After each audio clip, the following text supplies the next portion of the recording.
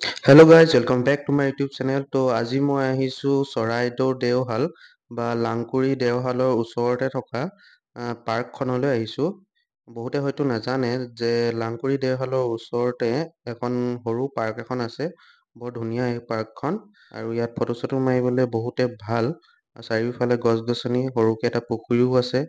ইয়াত ধুনীয়াকৈ বহিবলৈ ঠাইও আছে। তো এতিয়া আমি ইয়াৰে ওচৰত থকা লাংকুৰি দেওশালৰ ওপৰলৈ পাহাৰটোলৈ যাওঁ ব'লক। এইটোৱে হৈছে লাংকুৰি দেওশালৰ ওপৰলৈ যোৱা পাহাৰটো। তো এতিয়া আমি গৈ থাকোঁ ব'লক। তো ধুনীয়া শিলগুটি দিয়া ৰাস্তা। তো মই আগতে ইয়ালৈ আহিছোঁ, তেতিয়া এনেকৈ শিলগুটি নাছিলে।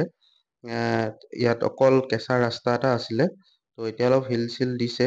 তো ইয়ালৈকে আছিলে শিল। তো এইডোখৰ ইয়াৰ পৰা হৈছে মাটিৰ ৰাস্তা। তো এতিয়া আমি আৰু ওপৰলৈ গৈ আছোঁ। এইটো এটা পাহাৰ হয়। তো এইটো হৈছে ওপৰলৈ যোৱা পাহাৰটো। তো ইয়াৰ পৰা সঁচাকৈ গোটেই চৰাইদেউখনেই দেখি পোৱা যায় যেন লাগে, আৰু দেখি পায়ো বহুতখিনি। তো বহুতেই ধুনীয়া। আৰু এই খুঁটাকেইটা হৈছে, ইয়াত খুঁটা চাৰিটা আছে। তো বহুত পুৰণি খুঁটাকেইটা। তো ৰজাদিনীয়া খুঁটা হয় এইকেইটা। তো ইয়াৰ পৰা ধুনীয়াকৈ লাকুৱা চৰাইদেউ ধুনীয়াকৈ চাব পাৰি, ধুনীয়াকৈ দেখা পায়। বহুত ধুনীয়া পৰিৱেশটো।